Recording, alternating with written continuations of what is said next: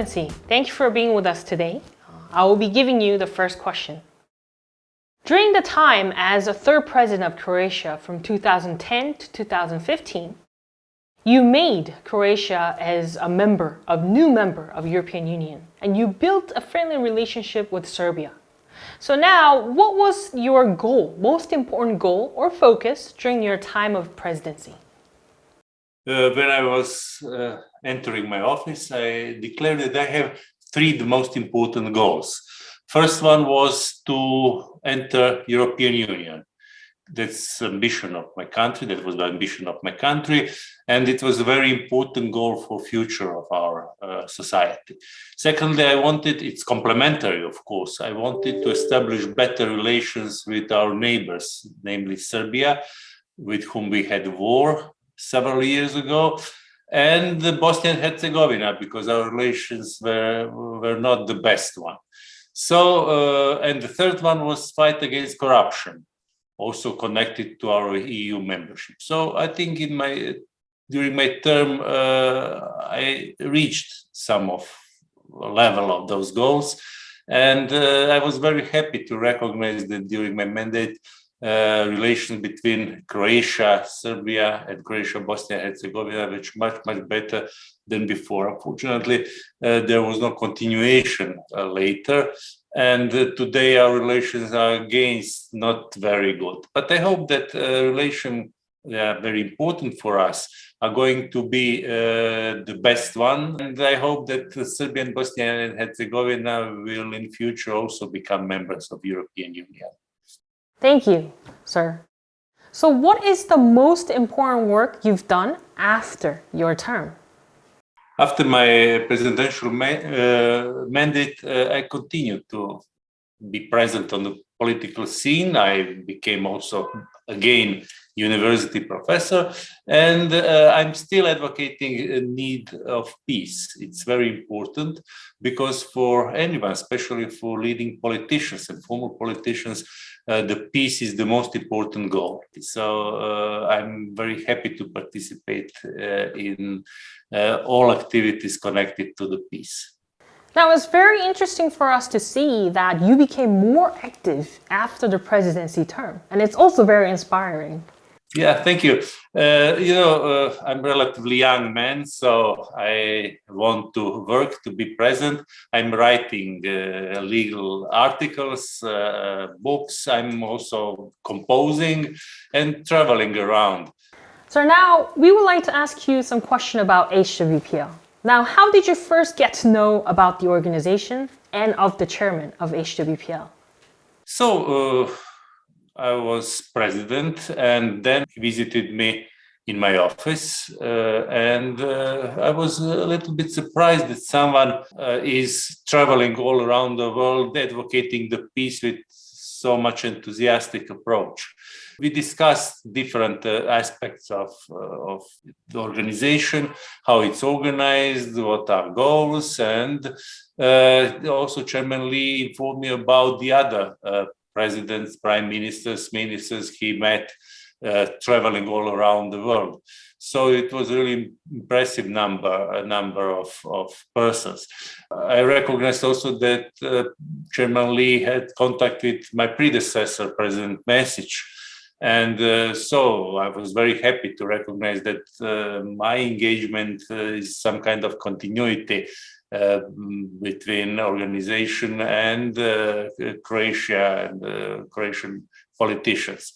I think it's very important because, especially for us in Croatia, the peace is very important. We experienced a war recently, and I was very happy to recognize that there is organization, there is person advocating peace in the world and successfully motivating different leaders in different countries to join this big movement devoted to the peace. Thank you, sir. Now, I understand that Croatia has also experienced a war, and you yourself was a witness to it. Could you, if you could, share with us, how was it like? Croatia was subject to aggression from Serbian side from 1991 to 1995. Many people were killed, many cities were destroyed, and this is the most painful experience. It was a really bad experience for everyone. All Croatian citizens were subject to bombing, to war, to some kind of destruction. And it was very important to set the peace. And finally, after several years of the war, we reached the peace. Croatia won, military won, but it was very important to win in the peace as well. That means to ensure that all our citizens will live together in the peace, and to ensure that something like we experienced will never happen again. Especially it was terrible for young generation. Mostly young people participated in the war. So my wish is to share this experience with everyone and to understand why I think that the main issue for any politician is to keep the peace. Now, more and more we hear from these interviews that I think it builds up how much we truly need peace. Sir, in 2018, you participated in HWPL World Peace Summit here in South Korea. Now, I want to ask you about your experience and your memory for the participation of the event. Yeah, for me, it was a very, very important experience. I never seen so many young people on one place fighting and asking for the peace. It was, I don't know how many people, almost 150,000 or something like that. And I can tell you that such an event you cannot organize in Europe. It's not possible. Mentality is different. It's different cultural. It's, of course, different approach of people towards such events. So I was really impressed. It was excellently organized. Many people from all over the Korea, but also from many countries from the world were involved in that event, and it was really, really impressive. I think there are several reasons why this type of event occurred in Korea. Firstly, there is excellent organization with Chairman Lee. And all other people around him. And I was especially impressed by young people. Secondly, I think the influence of historical experience of Korea is very important. Not only from this relation with North Korea and what happened only during the Second World War and after, but whole history of Korea was somehow oriented how to find the peace. And thirdly, it's something in culture, Korean culture and mentality. Definitely, Korean people are very devoted to several goals. So it's very important quality for Korean nation and the state. And I think the future for Korea is very, very good. Thank you, sir, bringing up your good memory. Now, the next question. Could you please tell us about your first thought when you heard about HWPL's plan to create the DPCW, the Declaration of Peace and Cessation of War? How someone think that it's possible to create law to ensure the peace. So definitely then and today, I think it's very enthusiastic approach to international law. It looks as utopia. And I think it's very important to have utopia and to have a goal that probably cannot be reached tomorrow. I don't think that it's possible to pursue today's leaders in UN to accept this immediately. But I understand it as a permanent work in progress. And it's very important that the first steps are done. And the declaration is very, very important first step. And I hope probably not my generation, but some of next generation will reach the end of this road. So, in order for DPCW to have a practical effectiveness, what do you think needs to be supplemented?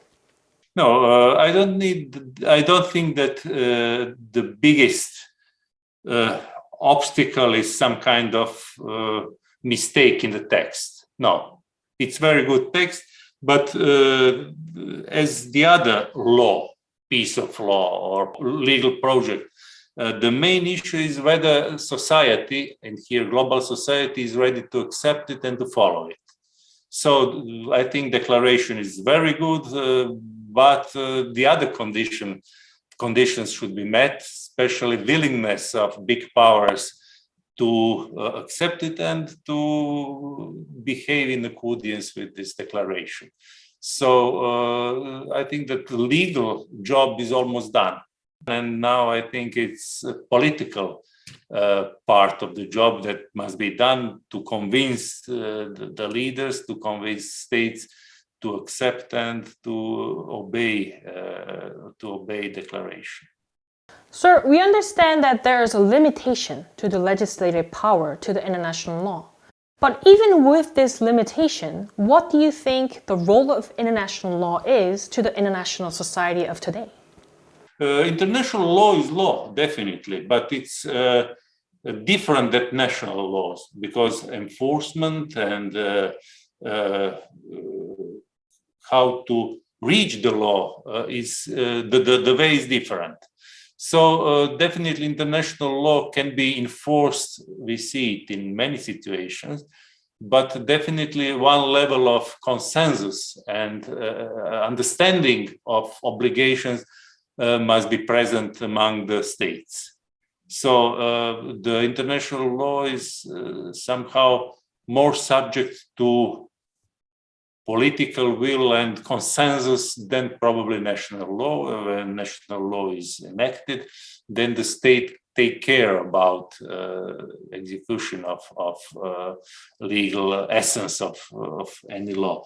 And it's much easier to enforce it than in the international community.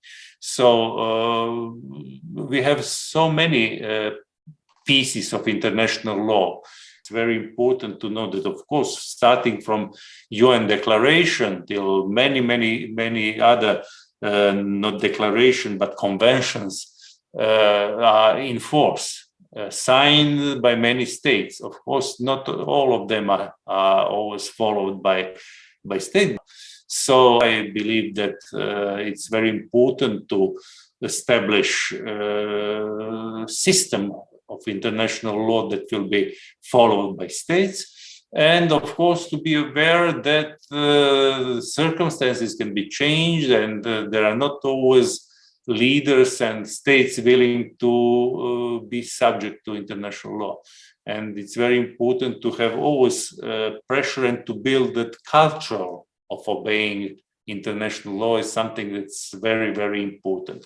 International law and multilateralism is very important, especially for smaller countries, because it's our shield. So I'm, of course, aware of obstacles, but I'm very in favor of international law. We have heard from several people that the DPCW is not that different from already existing international law for peace. Now, if this is the case, what do you think the significance of the DPCW is? Yeah, definitely. Somehow, declaration is putting together different ideas on already expressed, some of them in the international law. And I think the importance is very high because somehow it increased the conscious about the war and the peace. It has also some other ideas, and I think that putting or collecting idea about peace in one document and promoting it, it's very important task for organization, and for individuals as well. So I'm happy that declaration exists, and let's support it. That's very important. Thank you, sir. Now we want to ask you your opinion on United Nations. What needs to be improved for them to improve on doing their mandate? Of course, you can look to UN from different perspectives. There were big expectations, and there are big expectations from UN, but UN, of course, depend on readiness of particular countries, especially big powers, to be devoted to goals established by UN. UN had very important, that has a very important role, not always satisfying all our ambitions, definitely. And of course, the system based on General Assembly and the most important role of Security Council always put question whether it's the best organization or not. Definitely, it's not perfect, but it's we are happy to have UN. And in many circumstances and in many cases, UN helped to overcome many crises and to help those people who suffered. I think that the UN is very important. We have to make it stronger, to probably to find a more proper organization to include more countries, more people in decision-making process. But we have to be aware of reality in the world. Definitely, the world will be much, much worse without UN. When we research some other organizations, it seems like ACBPL is quite unique. They tackle the issue of peace with international law, peace education, and alliance religion. It's something that we have not found in other organizations for peace collectively. So when you see the work of ACBPL, how would you evaluate the work of ACBPL? I think our organization is one of the most successful. With so many people gathering around declaration and peace efforts. And somehow I think it's very important to have in mind that spreading idea of peace around also tackling religious organization, human rights organization, civil society is also very important. It's that some approach somehow is touching more and more people, and also putting pressure on politicians to act in accordance with ideas for peace. So I think that the approach of our organization is very good, and I support it. Yes. Thank you, sir.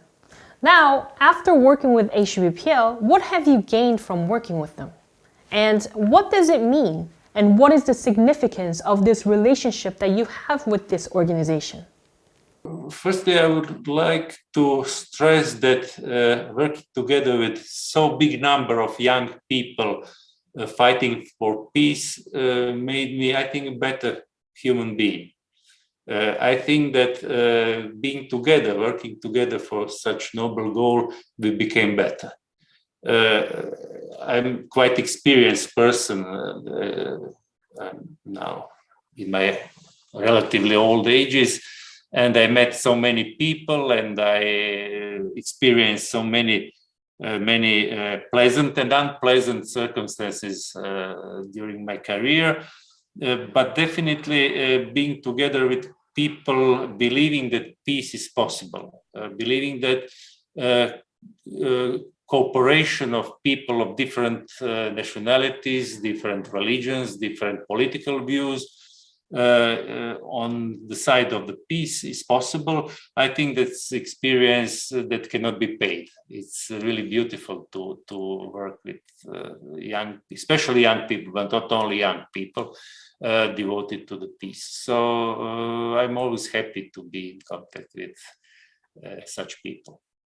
So a lot of people do not believe in reality of peace. What do you think? Do you think world peace is possible? Definitely, I think that humanity will reach one day this noble goal, the world without the war. And if you ask me if it's going to happen tomorrow, then I will follow your estimation that it's not possible tomorrow day. But I already told you, I think it's long-term process. It's long-term process, and probably our kids or grandkids will reach that goal. I believe that it's possible, but definitely let's be realistic, not tomorrow, not day after tomorrow. There is a Latin wording, historia est magistra vitae. That means history is teaching us. And we always claim after any war, never again. And what happens? There is always war again. And that means that unfortunately people do not learn from history and from suffering. And always after the war, there are some people asking for revenge.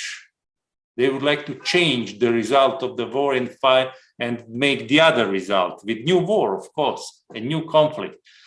But it's now if we consider what is happening, especially after the Second World War. Yes, there are we have wars all around the globe, but not so many number and not so big wars as before. But there are no guarantees that tomorrow we are not going to have nuclear war or general war in Third World War. And I understand our engagement to prevent that scenario. That's the most important. And that humanity can be changed. Yes, I believe that there will be a world without wars. And I think it's our task to believe in this. Thank you, Your Excellency, for sparing your precious time with us today. And it was very inspiring. Once again, have a lovely day. Thank you very much. Okay, thank you. Thank you.